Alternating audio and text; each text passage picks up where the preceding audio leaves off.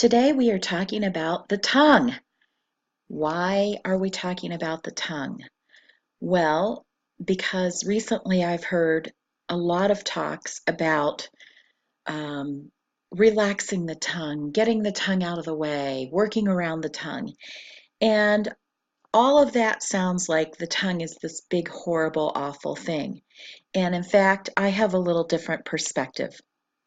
I think the tongue is a huge contributor to the way that we shape sound. It's quite a large organ in our acoustic chamber, and as such, it is not the enemy. So I think if we can kind of reframe how we think about the tongue as our friend rather than the enemy, I think you will find that there are lots of benefits to kind of understanding how to use the tongue in positive and beneficial ways.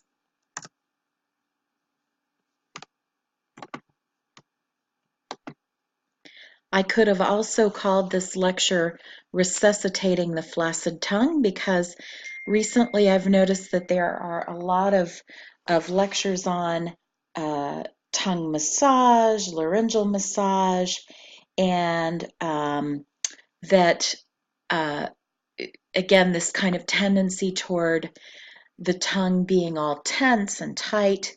And I think we've perhaps swung a little too far in the opposite direction. I mean, just looking at this puppy dog here, you can tell he's not ready to sing.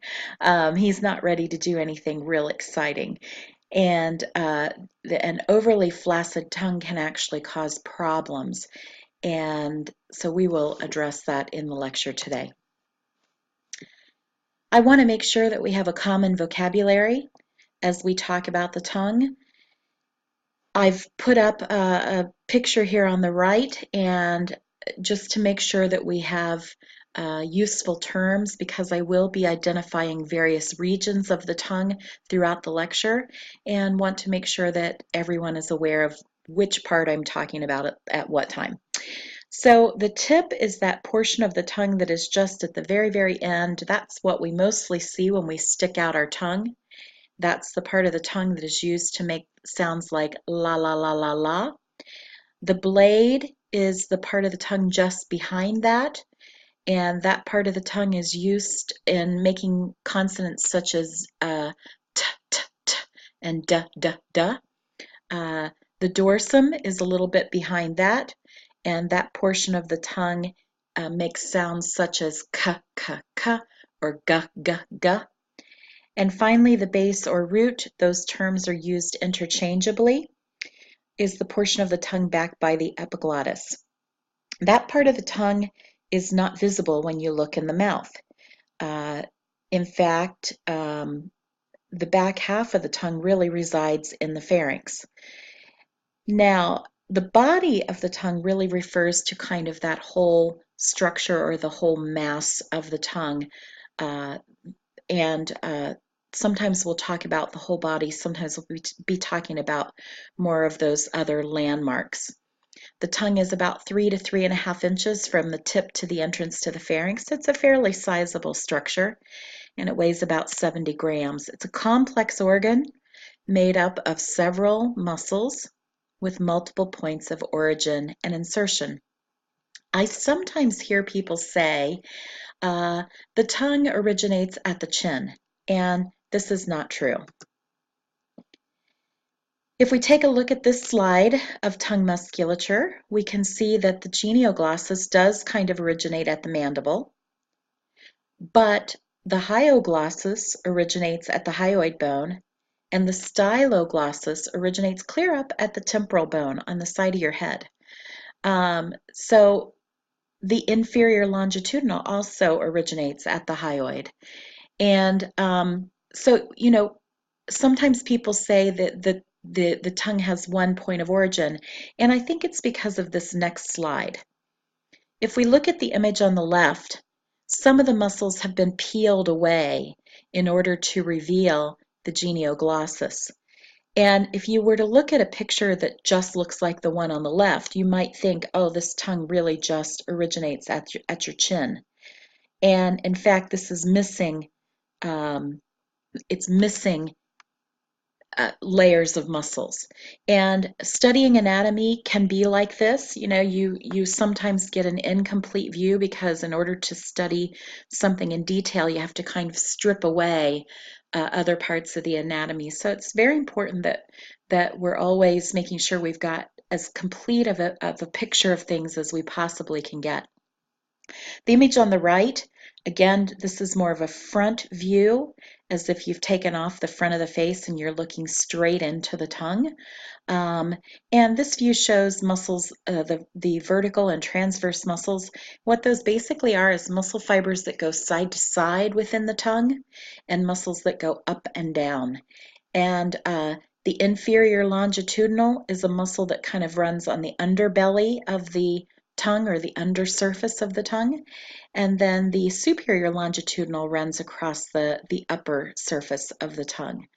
So lots of muscles going every which possible conceivable direction, and this renders the tongue highly mobile.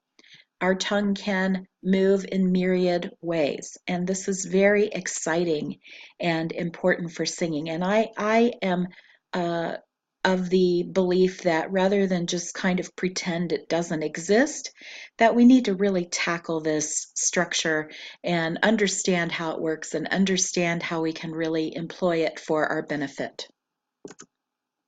How many ways can we move the tongue? The tip can go up or down, the tip can curl, we can protrude and retract the whole body of the tongue. We can stick our tongue sideways into the cheek. You think about when you get food caught kind of in those back teeth, you can take that tongue and sort of twist it around and backward and you know, move that food from one side to the other. We can fold it like a taco. We can separate it into front and back. And by separating, what I mean is something can happen at the front while something completely different is happening at the back. So in other words, we can, for example, stick your tongue out, bite down on it to kind of hold it between your teeth, and swallow. As you swallow, you'll feel the back of the tongue moving, and yet the front is stationary between your teeth. So the back of the tongue can pull backward, it can push down, it can do all sorts of things, while the front of the tongue is perhaps high or curled like a taco or doing something completely different. So again, because the tongue does not have just one origin and insertion, muscles can move toward their points of origin. So if you think about all those muscles that are attached to the hyoid, there is perhaps a strong tendency for the tongue to want to pull down toward the hyoid.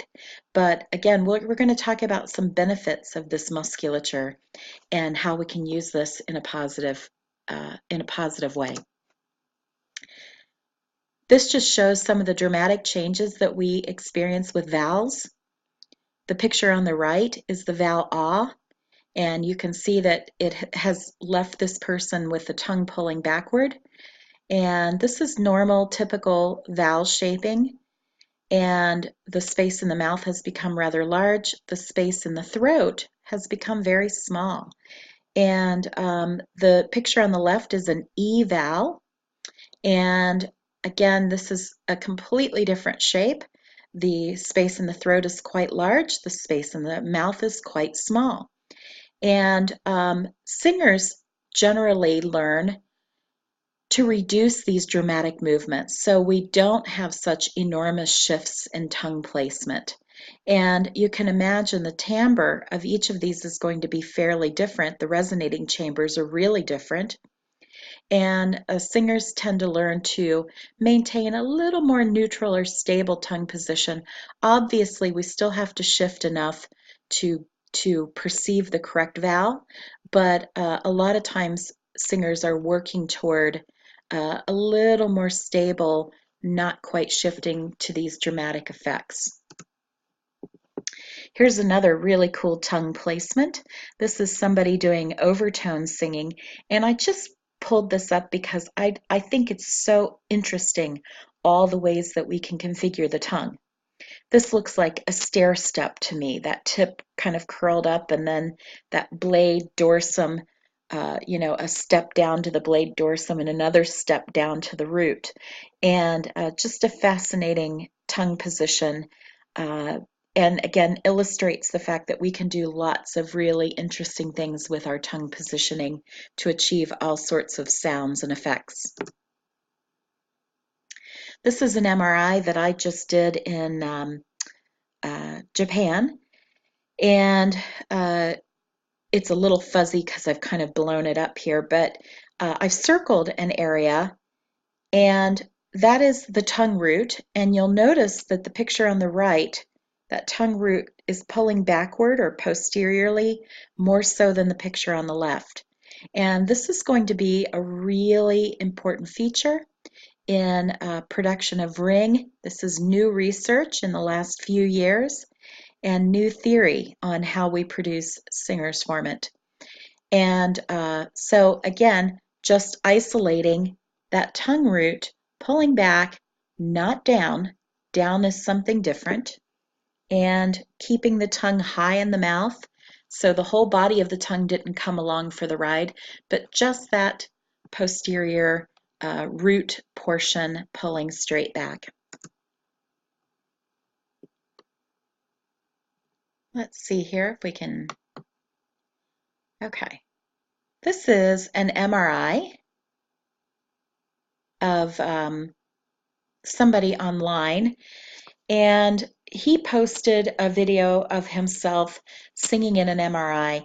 Actually, to be honest about this video, he did not record his voice during the MRI because there's a lot of noise in the MRI.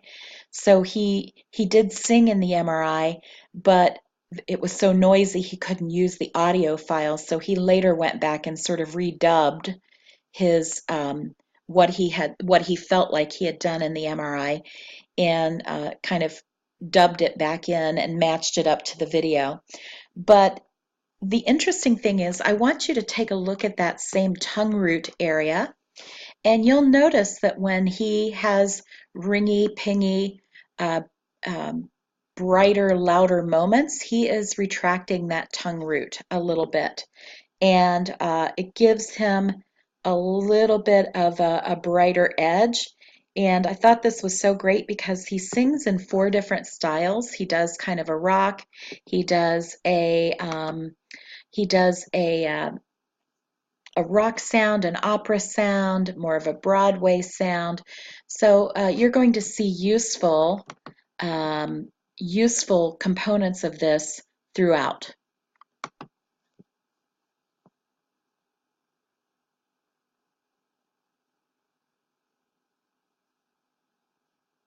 Hi,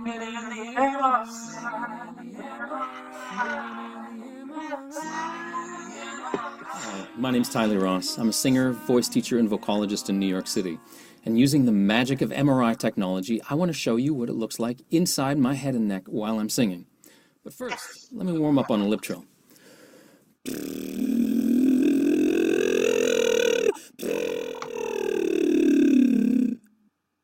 How about a raspberry?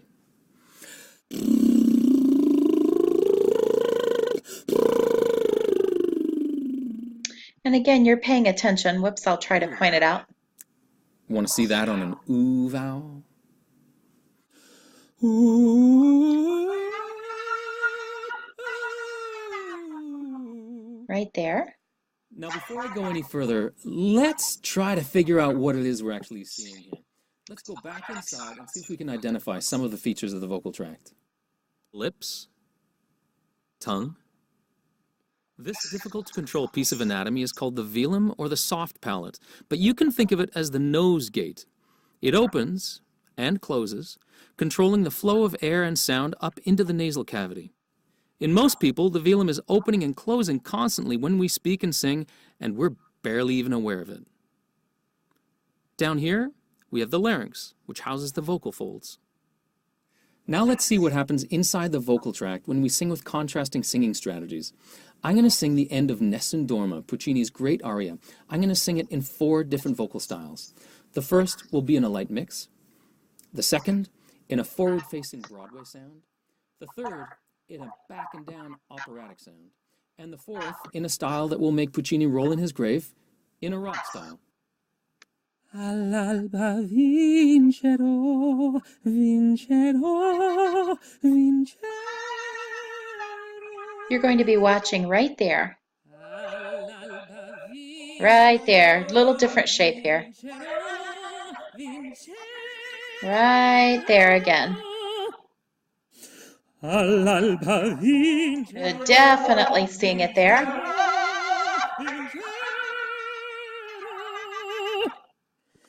All'alba vincerò, vincerò, vincerò. And again there. What you're looking at here are comparative images of the same vowel being sung at the same moment in each vocal style. This is a frozen moment showing my vocal tract singing the E vowel on a high B flat. Now, for those of you who are interested, that's the E, as in vincerò. Let's listen to it on a loop.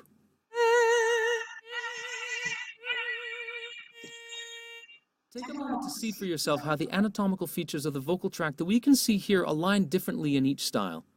How is the tongue positioned differently? How about the velum? The mouth opening? How about the height of the larynx?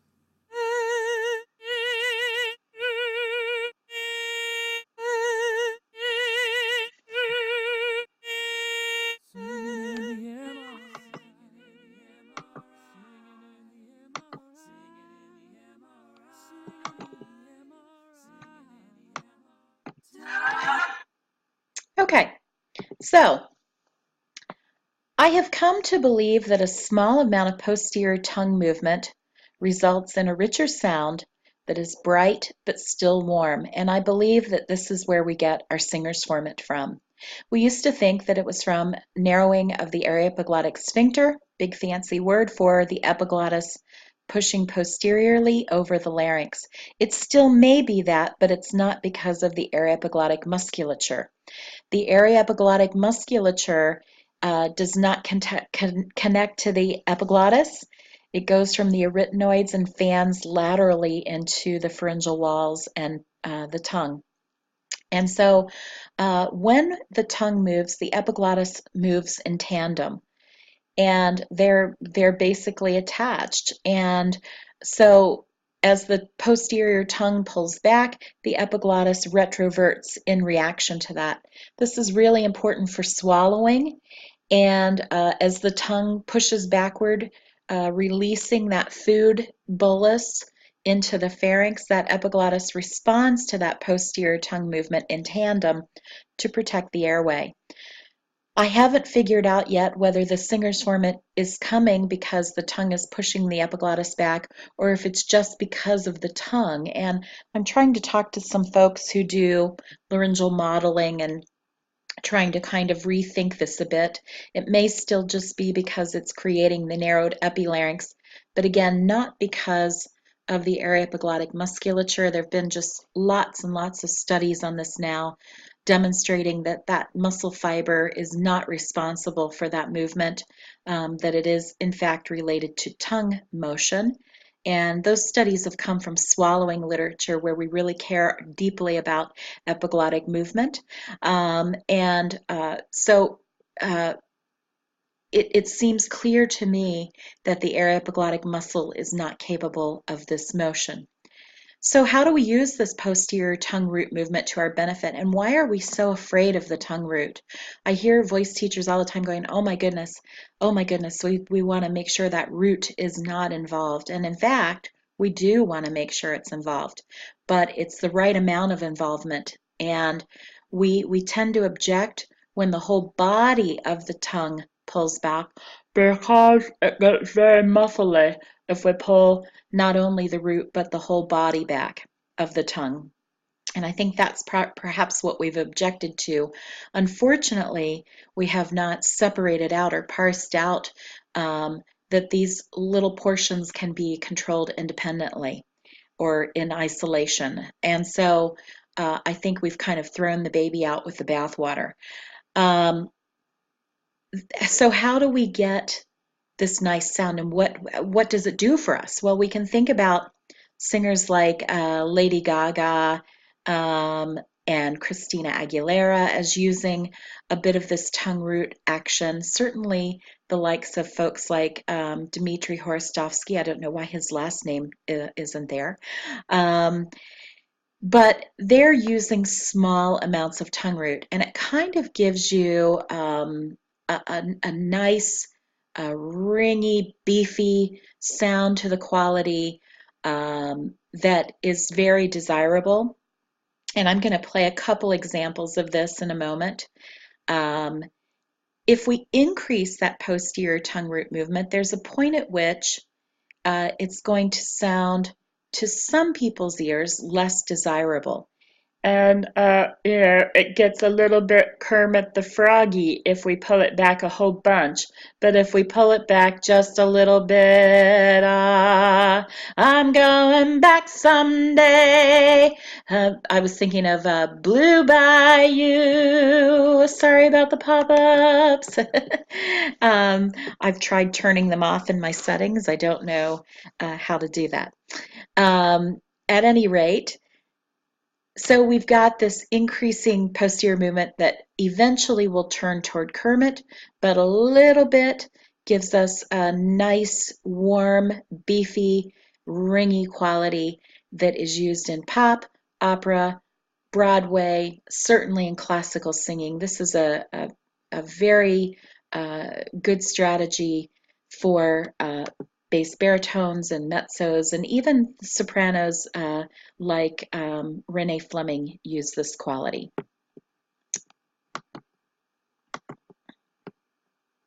So what is all this talk about tongue tension? Why are we so interested in the tongue? And what signs are we using to determine if the tongue has tension? Is it auditory? Are we just hearing a sound we don't like? Is it physical? Are we feeling under the student's chin, for example, and feeling tension there? Or is it a sensation, a complaint of discomfort by the student? What is it about tongue that has everybody thinking it's tense? The term tension has really been misused to characterize tongue activity. Tension, the medical definition of tension, is the condition in which a muscle or a group of muscles remain in a semi-contracted state after an activity has stopped. So, are we really talking about tension? Do we feel our tongue kind of chronically tied in knots, spasming or, causing pain or discomfort? Again, the association with tension is that it's something that causes pain after the activity has stopped. So even if a student is complaining of muscle ache during an activity, the term tension is not really appropriate. It's probably more appropriate to characterize that as a bad habit or a placement concern. But tension, probably not. I know a lot of people feel under the chin and say, oh, I feel, a firmness there. Well, yes, muscles do have firmness. If you feel your bicep, it's firm. It shouldn't have knots in it. Knots really indicate, like a muscular knot really indicates that there is some kind of chronic tension there. But I think we'd be hard pressed to actually identify muscular tension. You might be interested to know that there have been literally 0 studies measuring muscle activity in the tongue in people who supposedly have muscle tension. I have taken, there is available technology. It's not super pleasant, so I understand why these studies haven't been done. But I've been with patients who did have muscular spasms in the tongue to the EMG clinic. The EMG clinic is where they put little needles in muscles to detect action potential or muscle activity, basically. And this is done by somebody in the neurology clinic. And one patient I'm remembering had muscle spasms in her tongue, and she had onset of slurred speech, and it turned out that she had motor neuron disease, or ALS, amyotrophic lateral sclerosis, and she was this was her presenting symptom, was her slurred speech. And they stuck little needles in her tongue and looked at the spasms and looked at the activity there. And you could see her tongue writhing. It looked like it was wiggling constantly. She definitely had knots that were you were able to palpate under the chin. And so I think this is largely fad and not founded in actual research. And again, I think this has come because um, we've been looking for some way to address tongue issues. And so this is just one of those things that has sort of swept through. And I don't know that it has a lot of basis and a lot of factual support. So is the tongue tense, or is it just working? That tongue has a lot of muscles, and it's meant to do pretty heavy duty. It's meant to chew, swallow, move, stick your tongue out at somebody you're unhappy with. It's meant to articulate and move, and it's a pretty strong muscle, pretty robust, certainly compared to the larynx. The muscle strength of the tongue is pretty robust. I saw this crazy video of this guy on YouTube who could lift like 20 something pounds with his tongue. He actually had a piercing through his tongue that he put a hook through, not for the squeamish to watch, because you just imagine that any moment it's going to rip through his tongue. But again, just demonstrates how really strong the jaw muscles, the tongue muscles, these structures are. And again, no measurable, no studies demonstrating measurable muscle tension in the tongue. So I believe that by and large we are dealing with normal activity of the tongue and perhaps a sound that we're unhappy with or placement that we're unhappy with. And so how do we address that? Is laryngeal massage helpful to address this placement concern? Or is there something else that can be done? I'm not a big fan of the relaxation stuff because I am for your personal well-being, but I'm not a big fan in the flaccid tongue, and I'll talk about why I think that is the case, or why I feel this way. So interestingly enough, 400 years of pedagogy, we would think that we might have some clear consensus on how the tongue should be placed, perhaps by quality. So let's say you're a pop singer or a Broadway singer or a classical singer. You would think that maybe there would be some consensus in the literature about where the tongue should be placed. In fact, 400 years of pedagogy, there are purely opinions. And I'm going to do a lecture on evidence-based medicine and how we rank when we read articles in medicine. We rank their potential to be accurate by how they do the study. So, for example, large studies with blinded, randomized control studies. So, in other words, you've got somebody getting treatment A, somebody getting treatment B, somebody on a placebo, and the subjects don't know what they're getting. Those have higher efficacy or higher levels of evidence. In other words, they're more believable. Then all the way down, textbooks are at the very bottom because textbooks tend to be outdated and they tend to be the opinion of the author, which is not necessarily based in research. And 80% of the time, textbooks are shown to be wrong, or expert opinions are shown to be wrong, more than 80% of the time. At the top of that pyramid, up where we start getting randomized control trials and meta-analysis, those are rarely shown to be wrong, less than 5%. So I went to peer-reviewed journals and looked for research on tongue placement, and guess what? There was none. Zero. Again, kind of like looking at muscle tension in the tongue. Zero. None. Other than some people reporting, hey, I did this and I think it helped. But that's not real research. That's not something that we can sort of hang our hat on and feel absolutely certain about. So where should the tongue be in general? Should it be high, low, back, high in the front, low in the back, pulled back in the mouth? Where should it be? How do we deal with this? And where do we go from here? Well, I decided to take a look at singers on YouTube.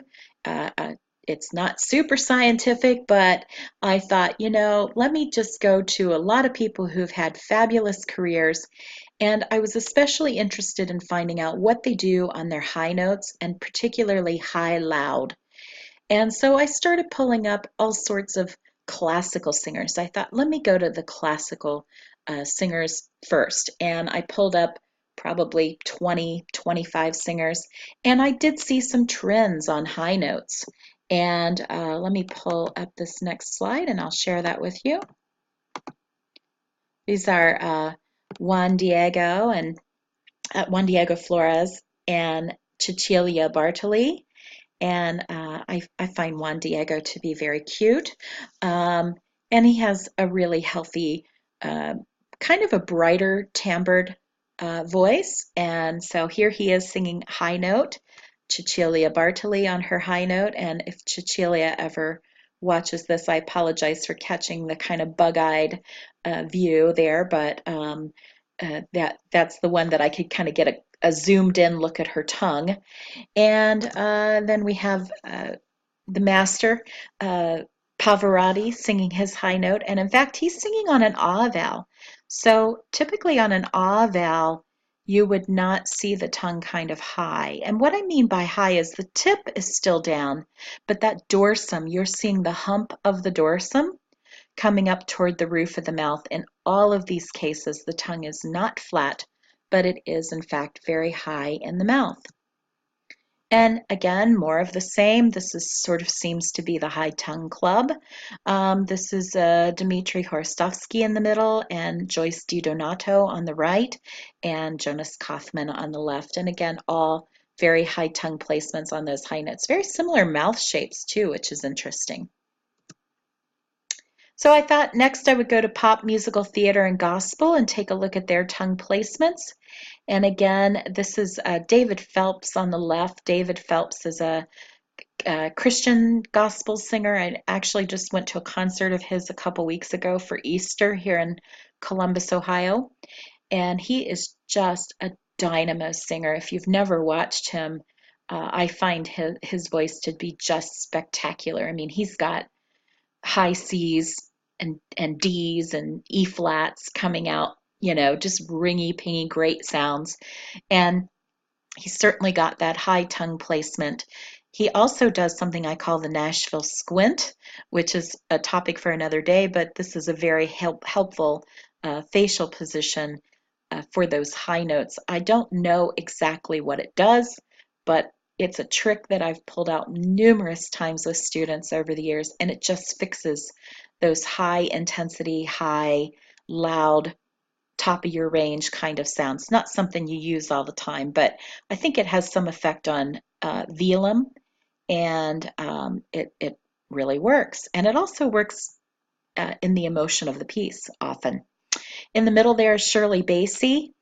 And again, high tongue position there, belting out her, probably singing something like, Don't Cry Out Loud. And then finally, Barbara Streisand and Judy Garland on the right, and they're singing a C5, which is not extraordinarily high, but high for them, probably, high for that music. And again, those high dorsum placements, similar mouth shapes for all. This is, again, my MRI and showing that just that root pulling back, not the whole tongue. Again, I think that's the distinction. When we get that whole body of the tongue moving backward, it becomes a very muffled kind of sound and it affects articulation. It becomes very swallowed sounding, and that's not what these singers are doing. These singers are just pulling back the root ever so slightly and getting a nice ringy sound to the voice. This is Christina Aguilera. I really wanted to show Lady Gaga, and in fact, if you want to go listen to Lady Gaga offline, or go out of this presentation and pause now and listen to her singing I'll Never Love Again. When she does her whispery, breathy stuff, she's not using that tongue root. I'll never love again, when she's singing there, but she kind of gets toward this soulful kind of sound, and that tongue root is pulling back, and you're going to hear it. And by the way, the reason I'm not showing it is I posted this on yesterday, and I use YouTube as a platform to link to my website. They're unlisted on YouTube, so you won't be able to find these there. But YouTube, of course, scans for copyrighted information, and they flagged it and would not let me post the video.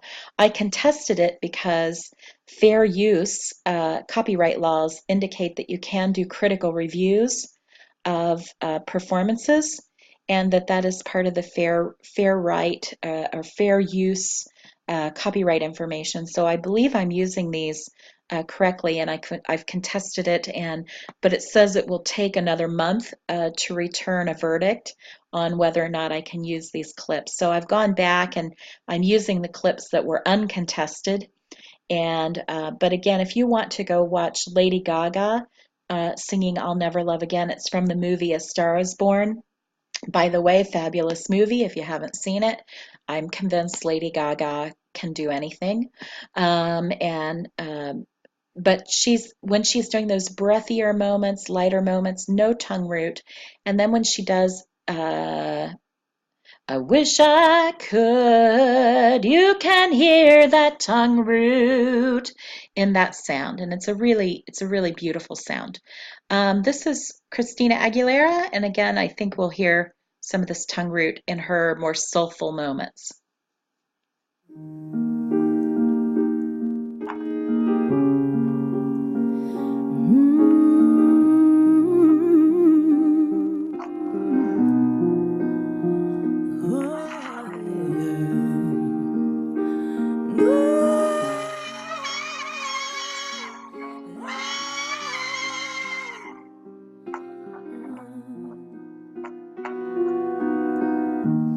Every day is so wonderful. There, wonderful.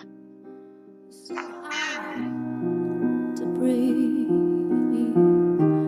And then I get so insecure from all the pain. I'm so ashamed.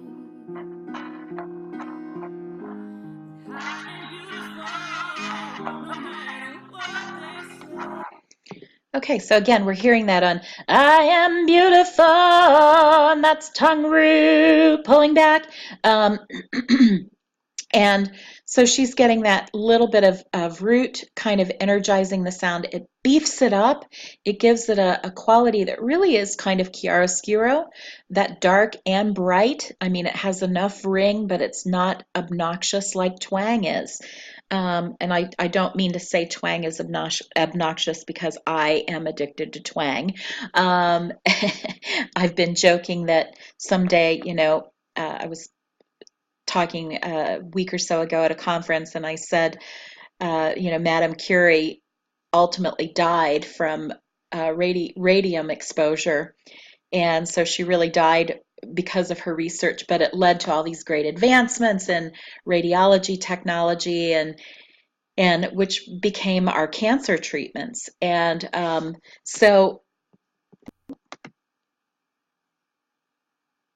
okay, I'm not sure why we lost the screen. There we go. See if we can get it back here. There we go. Okay. At any rate, Madame Curie died of radiation exposure, and I've been joking that I will someday on my tombstone it'll probably read "Death by Twang." But at any rate, this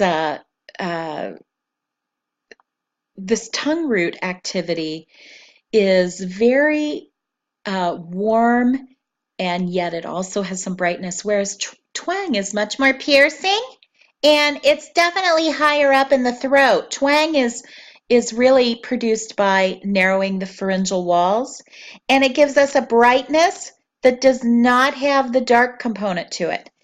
And I initially was calling tongue root low twang and pharyngeal wall narrowing high twang, but I've since decided I really think perceptually they're so different that the low one should not be called twang. I don't think anybody would identify it on perception tests as twang. In fact, I'm doing that now. I think people will call this ring. And so I've kind of stopped calling them high and low twang for that reason. Let's take a look here at our next slide.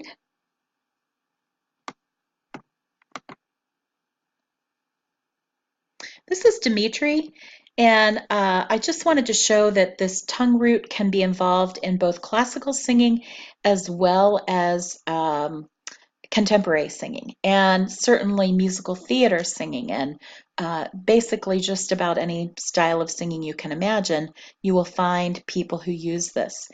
And I think this is a real strategy for the lower voice types. Probably not as much in a soprano. I think a soprano is tapping into more of that pharyngeal wall narrowing as a way to get brightness. They don't do it to the extreme that one would demonstrate a really twangy quality, but somebody like Dimitri is using this, and we get this toreador, where that tongue is pulled back, and we got lots of ring in the voice. He's also lowering the larynx, and it gives him really just a gorgeous quality to the sound.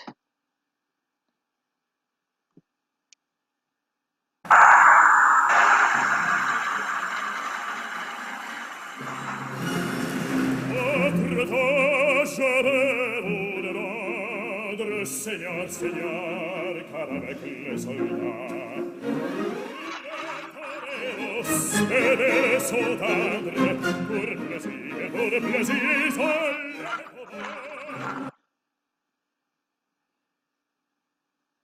Okay, so, and again, I think you heard, maybe we can skip ahead here to the chorus. Let's see if we can get just the chorus going.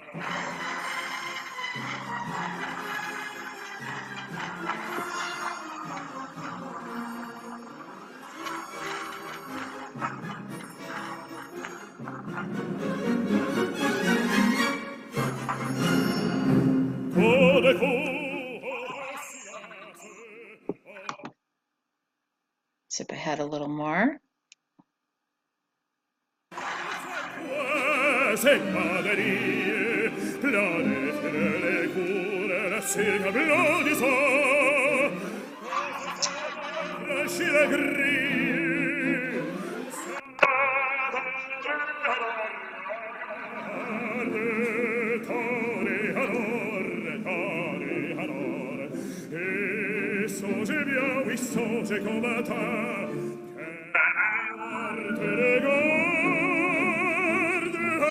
Okay, so again, and he actually, the tongue is high, but he is actually retracting, it looks like the whole body slightly, and getting just a little bit of that muffly kind of articulation pattern there. Another example, by the way, if you're interested in pulling up some of these other examples,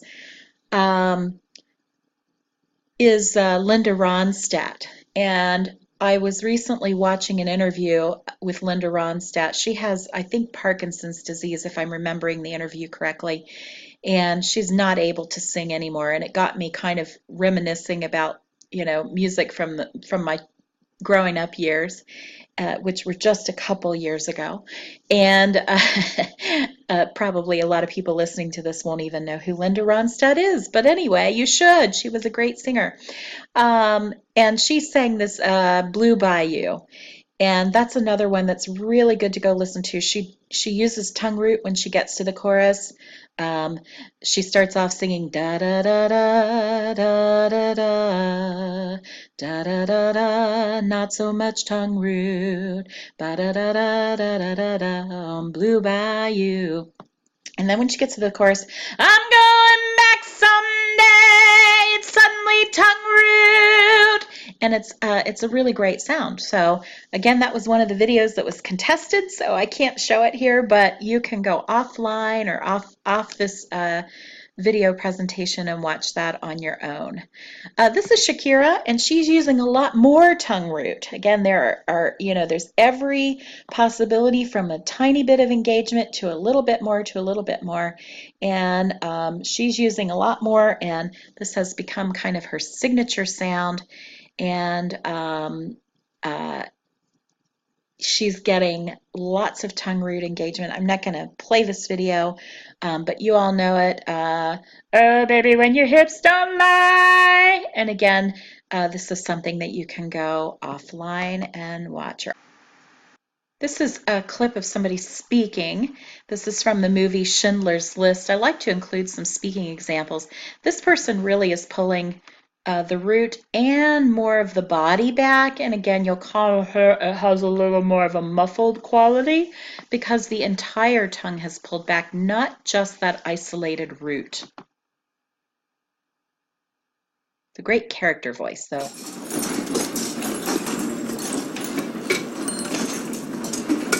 What are you making? Hinges, sir. I've got some workers coming in tomorrow. Where the hell are they from again? Yugoslavia, Commandant. I've got to make room. Make me a hinge. Yes, sir. Okay. So again, you can kind of hear those that speech example. I'm thinking of Meredith Vieira, who's on our, I don't know if she's still doing it. She was on Who Wants to Be a Millionaire, and she would say, "Who wants to be a millionaire?" and would kind of pull that tongue back. There's a guy in the original cast recording of Kinky Boots who has a real kind of tongue root kind of sound. But again, I think lots and lots of performers are using this to varying degrees. We may not be so aware of it in the likes of people like Christina Aguilera. So how do we practice this tongue root sound? I think it's important, unless you want muffled articulation, to keep the tongue high in the mouth and to keep that E position. I also think that high tongue placement is very important for our high notes acoustically, and also because if the whole mass or body of the tongue come back, I think it really can limit laryngeal elevation. So I like to start practicing this tongue root activity by getting an E in the mouth. So go ahead and just try saying E, and I do, by the way, recommend that you have a mirror to check yourself with this, because you want to make sure you're not doing something strange and pulling your tip back or pulling the whole body of the tongue back, and the only way to really do that is to look in a mirror. So if you've got your mirror, your tongue should be touching your lower teeth, E, and the dorsum should be kind of humped up toward the roof of the mouth, like those pictures that I showed of Pavarotti and Cecilia Bartoli and all those images. That's really the posture we're looking for. Once you've got your tip there, make sure it remains in contact with your lower teeth. This is a way to kind of anchor yourself or to make sure that you're not pulling away. If the tongue is overly relaxed and you start pulling the root back, you're going to find the whole tongue wants to go. This is why I'm not a fan of relaxation. I actually feel that if the tongue is overly relaxed, the strong pull of all those muscles that attach toward the hyoid bone is going to pull the whole thing back, and you are going to end up with kind of a swallowed sort of sound that's not very beneficial. So we're actually going to keep that tip at the lower teeth. Sometimes I tell people, pretend like you're straightening your lower teeth. You're just going to give it just a little bit of energy there. I've got an older patient that I work with, and she always says, I'm afraid my dentures will fall out if I push on my bottom teeth. and I just adore her. But at any rate, we're going to keep that tongue kind of on those lower teeth and keep that high back place. So we're going to start with that E, E, and then we're actually going to keep the tongue there and try to kind of feel or imitate that Kermit sound. E, Kermit the Frog, E-O-E-O. I would try some different vowels, and again, if you're swallowing it, then you've pulled your whole body back, and you've got to try again to go back to that E position. You want to monitor your larynx to make sure you're not pushing back and down on the larynx. So again, we're going to start with that kind of hyper-exaggerated Shakira, Shakira, oh baby, when your hips don't lie, or that really Kermity kind of sound, yahoo, yahoo. And eventually you want to make sure the jaw stays relaxed and you can open your mouth freely. And I would just start by getting comfortable with that. Maybe sing some vowels, sing up and down the scale a little bit. Another way to think about this is to imagine a gag sensation. As you start to gag, that tongue root pulls back because that's part of the gag reflex. The start of a swallow is also kind of a similar sensation. So those images might be useful. We can practice speaking in our Kermit voice. Articulation should remain clear as long as the dorsum, body, and blade and tips stay forward and high in the mouth. Then we can try to reduce Kermit. So we can just go a little less. I'm going to start Maximo, and now I'm going to reduce it a little, and a little more. Don't cry out loud, just keep it inside a little less. Learn how to hide your feelings a little less. But I'm still kind of feeling that little sensation back there. We can also practice saying words like weird, weird. This was an exercise that Chadley Ballantyne figured out or invented, I guess might be a better word. Chadley is an acoustician and a singing teacher. He's down in Florida, and he's doing all sorts of interesting things, and has actually just written a really nice book. But if you start on the word weird and kind of hone in on that weird,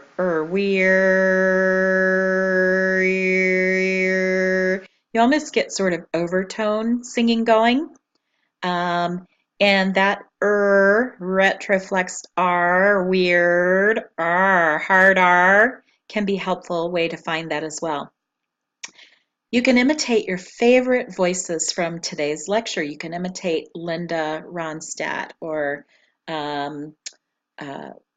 Shakira or whomever you liked from the lecture today. And Lady Gaga singing I'll Never Love Again. Those sounds, I cannot emphasize enough how valuable it can be to have a sound image in your head that helps you. Our bodies tend to shape the sounds that we hear. And, you know, the music that we listen to is often kind of the laryngeal posture that we will take on. So listening to voices that tend to have this, I think listening is the first step in identifying and then ultimately production. When we're working with children who have articulation disorders, we first want them to hear tookie is not the right word for cookie. And so can you hear the difference between a t and a k? And we'll say things like, are those the same or different? And we'll cover our mouths so they can't see what you're doing. They have to listen. And so I think listening to music and trying to figure out, is the tongue root engaged? Am I hearing any of that tongue root in this music? Can be really helpful. Practice scales using various amounts of tongue root activity. And again, kind of, I like to work from maximal to a little less, to a little less, to a little less. It it took me, this was a sound that I did not have, and I know that sounds funny. I probably was using it a smidge, but I really got most of my high frequency energy from pharyngeal twang, and so my belt was always extremely bright and probably too bright. And so finding this tongue root has just been a revelation to me, a revelation. And it has opened up a whole vista of sound possibilities. I'm really excited to continue to explore this. But I was going to encourage you, this is a new sound for me, and it's taken me probably a month or so of playing with it to kind of get the hang of it. So be patient with yourself. You know, these, what do they say? Rome wasn't built in a day, right? This is not something that you're going to just sort of snap your fingers and be able to do. Or maybe you already do it, and maybe it's just identifying it and giving it a name now. Maybe it's something you already do. My tongue theory is that an overly relaxed tongue will invite the stronger pull toward the root.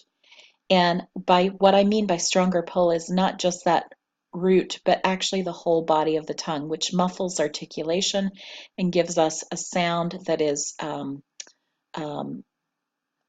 diction is not clear.